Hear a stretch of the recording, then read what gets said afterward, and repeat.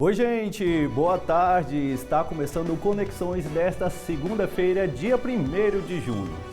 Hoje vamos falar sobre o aplicativo que conecta famílias com crianças e adolescentes para serem adotadas.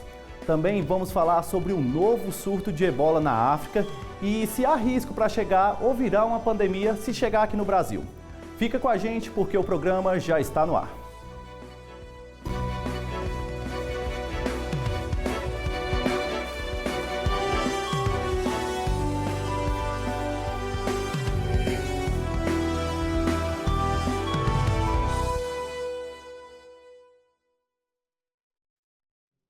Oi, gente, seja bem-vindo e bem-vinda. Já estamos no ar e ao vivo. Eu sou Stanley Brenner e me descrevo como um homem branco, com cabelos castanhos, uso barba e estou usando óculos de grau. Hoje, quem faz interpretação para Libras do meu lado direito é o professor Diego Barbosa, que se descreve como um homem branco, com os olhos e cabelos castanhos e barba cheia. Nós dois estamos em pé no estúdio do Conexões e atrás de nós está o cenário, em tons de vermelho e branco, com luzes claras e um telão com a nome e a logo do programa. Para a gente começar o jornal de hoje, vamos falar sobre informações sobre a redução no preço da querosene de aviação. A Petrobras anunciou queda de 14% no valor do combustível a partir do mês de junho. A redução representa cerca de 93 centavos por litro e ocorre após uma sequência de momentos registrados desde março. Segundo a estatal, a diminuição está relacionada ao alívio das cotações internacionais do petróleo, favorecido pela redução das tensões geopolíticas no Oriente Médio. Apesar do recuo, a querosene de aviação ainda acumula alta superior de 54% em 2026. Como combustível é um dos principais custos das companhias aéreas, a expectativa é que a medida ajude a reduzir as despesas no setor. Além disso, o governo federal prorrogou até o fim de julho a isenção do imposto sobre o combustível, numa tentativa de minimizar impactos da alta dos preços. E agora vamos falar sobre a decisão do governo dos Estados Unidos, que pode ter reflexos diretos aqui no Brasil. O Departamento norte-americano anunciou que vai classificar as facções criminosas, o PCC e o Comando Vermelho, como organizações terroristas. A medida passa a valer a partir do dia 5 de junho.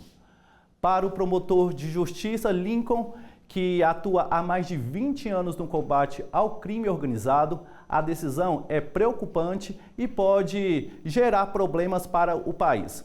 Segundo ele, a mudança pode reduzir a troca de informações entre autoridades brasileiras e americanas. E até abril, o espaço para ações pode durar dos Estados Unidos contra essas organizações.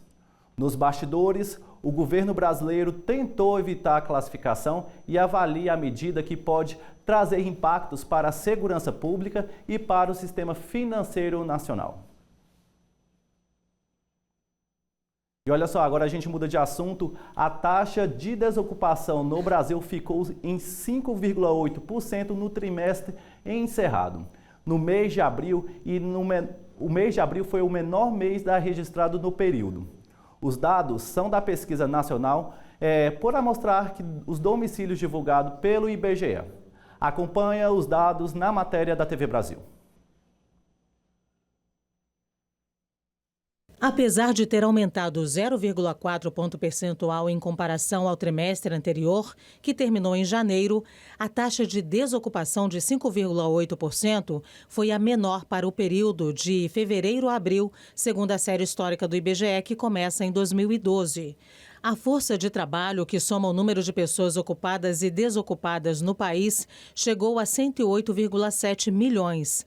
A população desocupada, de pessoas que estão procurando emprego, caiu pouco mais de 11% em relação ao mesmo trimestre do ano passado e está em 6,3 milhões. Já a população ocupada, 102,3 milhões, caiu na comparação com um trimestre anterior, mas aumentou em relação ao mesmo trimestre do ano passado. O rendimento médio de todos os trabalhadores mostrou estabilidade no trimestre e também foi recorde, de acordo com a série histórica, ficando em R$ 3.732. E a TV Brasil também explica que o Conselho Nacional de Justiça lançou um aplicativo A.Don't SNA de busca ativa. A ferramenta, que já vinha funcionando em alguns estados, agora pode conectar futuras famílias em todo o Brasil. O aplicativo A.Dot SNA é uma ferramenta para facilitar que pessoas interessadas em adotar conheçam crianças e adolescentes a partir de 8 anos que estão na fila de adoção. Lá, os adultos cadastrados podem acessar fotos, vídeos e as histórias das meninas e meninos que têm mais dificuldades de conseguir uma família, como adolescentes, crianças com deficiência e irmãos. E foi assim que a Roberta e o Dalber, que já têm 2 filhos biológicos do primeiro casamento, se tornaram pais de mais 5 irmãos. Quando eu olhei para eles, que tinha um vídeo, eles falando, Rafa contando história, porque o João Lucas, né? Os 2 menores ainda não conseguiam falar.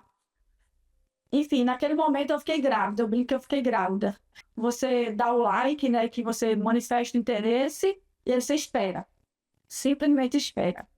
Mas o suporte do aplicativo foi muito eficaz, né? Depois de 10 dias já chegou um e-mail pedindo para mandar toda a documentação nossa. Um diferencial de usar o A.Dot SNA é que apenas perfis que tenham o consentimento das crianças e adolescentes estarão na busca ativa. Atualmente, segundo o Conselho Nacional de Justiça, há mais de 1.800 perfis na plataforma. Qualquer pessoa interessada em adotar pode se cadastrar no aplicativo, mas apenas quem cumprir os critérios exigidos pela Justiça pode acessar os conteúdos apresentados. Ao identificar esse interesse em determinado perfil, ele registra essa manifestação diretamente na plataforma. A partir daí, vai seguir um fluxo pelas varas de infância, de juventude responsáveis pelo caso. Então, esse aplicativo ele não substitui um processo judicial. Ele aproxima, facilita e organiza o acesso à busca ativa de uma forma segura e supervisionada. Embora mais de 30 mil famílias estejam habilitadas para adotar no Brasil,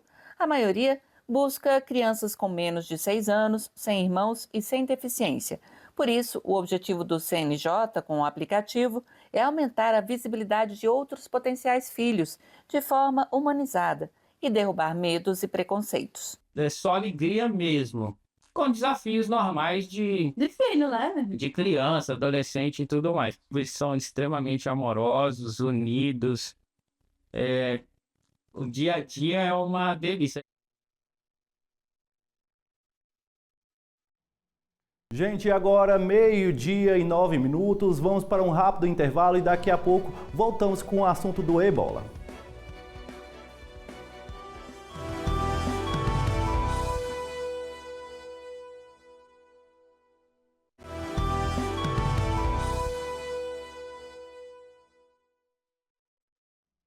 Estamos de volta com Conexões e agora a gente está em outra parte do cenário, composto por cadeiras e um tapete, onde a gente fala agora. A Organização Mundial da Saúde decretou um alerta máximo global por causa desse novo surto de Ebola, depois que uma nova variante se espalhou rapidamente pela República Democrática do Congo.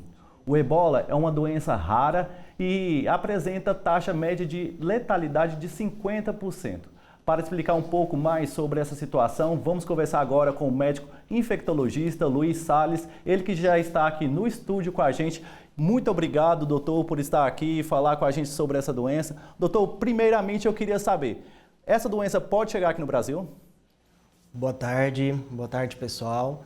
Então, primeiramente, apesar desse alerta da Organização Mundial da Saúde, o risco para a chegada dessa doença nas Américas é baixo. Tá? Então, esse alerta ele vem mais com o objetivo de tentar viabilizar recursos e atenção global para controle local da epidemia.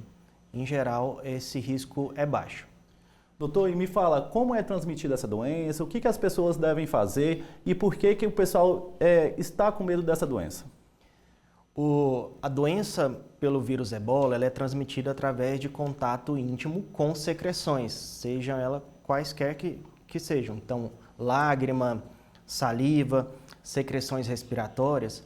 Só que aí está um diferencial, por exemplo, em relação à pandemia pela Covid. A Covid tinha disseminação respiratória, então uma pessoa que tossia poderia transmitir ali até 2 metros. O ebola não, ele exige um contato mais próximo, então essa taxa de transmissão é menor, o que nos deixa relativamente um pouco mais tranquilos em relação a essa possibilidade de chegada. Doutor, e quais são os cuidados que as pessoas devem tomar antes de viajar para a África? O que elas devem fazer? Ou então pessoas que estão lá vindo para cá? Então, primeiramente, né, nesse momento, evitar ao máximo essa exposição, essa viagem, né?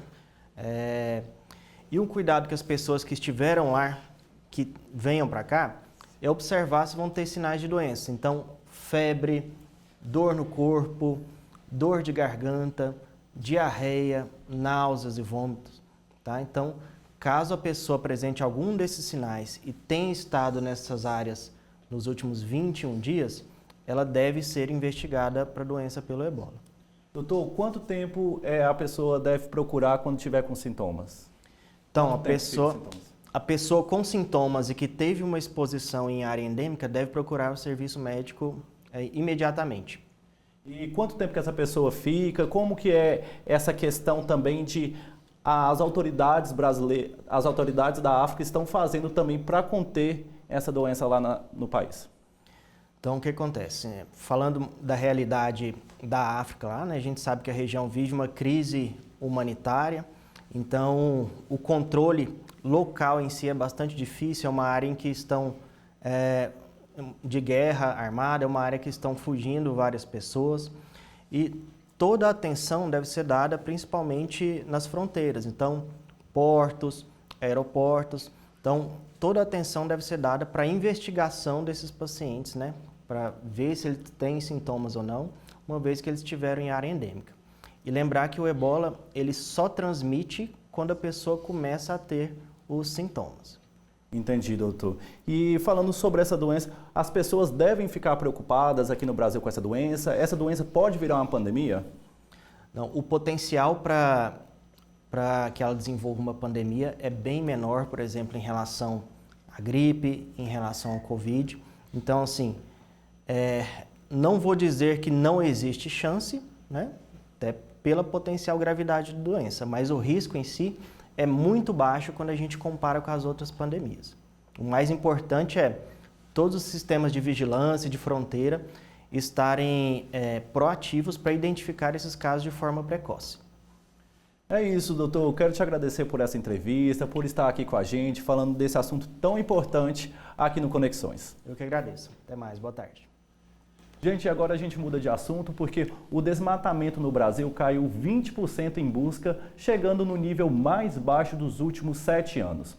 Pela primeira vez, a área total desmatada ficou abaixo de 1 milhão de hectares. A informação foi divulgada pela rede MPB Biomas, como explica a TV Brasil. A marca é histórica. Essa é a primeira vez, desde o início do monitoramento em 2019, que os satélites registram menos de 1 milhão de hectares derrubados em um ano. E nessa conta positiva entram todos os biomas. Um dos destaques foi o Pantanal, que registrou quase 50% menos desmatamento que em 2024. No Cerrado, a queda foi menor, de 16%, o que manteve o bioma como o mais desmatado. Cerca de 54% de toda a supressão vegetal do país foi no Cerrado. Dentro das unidades de conservação e em terras indígenas, a redução foi próxima a 20%. E nas unidades de proteção integral, o índice foi ainda melhor, com queda de 55%. Entre os estados, Sergipe e Alagoas se destacam com a maior redução em relação ao ano anterior. Apesar da boa notícia, nos últimos 7 anos, o Brasil perdeu quase 11 milhões de hectares de vegetação nativa. Para se ter uma ideia, essa área é maior que o estado de Pernambuco. É como se a cada hora, 17 parques do Ibirapuera, o maior parque urbano da cidade de São Paulo, fossem derrubados todos os dias. A agropecuária ainda é a principal causa do desmatamento no Brasil. Lembrando que as florestas brasileiras têm um papel fundamental na manutenção do equilíbrio climático global, armazenando grandes quantidades de carbono, tanto na vegetação quanto no solo. Manter os biomas de pé faz parte da meta brasileira para alcançar o desmatamento zero até 2030, ou seja, eliminar o desmatamento ilegal e recuperar áreas já degradadas. E olha só, gente, antes de ir embora, quero registrar um momento muito especial aqui. Hoje tivemos a primeira participação de telespectadores que se inscreveram na campanha Por Dentro da TV UFG. Recebemos a visita da dona Tiese Martins e do senhor Antônio Romeu, que estiveram com a gente mais cedo para conhecer a rotina da produção, os bastidores e os programas aqui da TV UFG. Fica o nosso muito obrigado aqui pela visita. A TV UFG também é a casa de vocês. E amanhã vamos receber mais visitas por aqui, hein? Quer saber quem será o próximo visitante? Então fique ligado no Mundo UFG amanhã, às 11h30 da manhã, para descobrir quem vai visitar aqui a TV UFG. E olha só, e é claro que logo depois tem mais uma edição do Conexões, um bate-papo muito interessante sobre o empreendedorismo o empreendedorismo aqui de Goiás. Uma matéria especial preparada por mim mesmo e a gente vai falar sobre esse empreendedorismo. Não fica de fora, então acompanhe o Conexões também amanhã. E se você quiser sugerir alguma pauta, sugerir alguma informação aqui pra gente, é só entrar em contato pelo nosso WhatsApp 629-9181-1406. Você também pode acompanhar nosso conteúdo nas redes sociais. É só procurar por @TVUFG, tanto no Instagram, Facebook, Twitter. Estamos em todas as plataformas das redes sociais. E eu e o professor ficamos por aqui. Assisto Conexões todos os dias, de segunda a sexta-feira, sempre ao meio-dia. Tchau, tchau, gente, e até a próxima.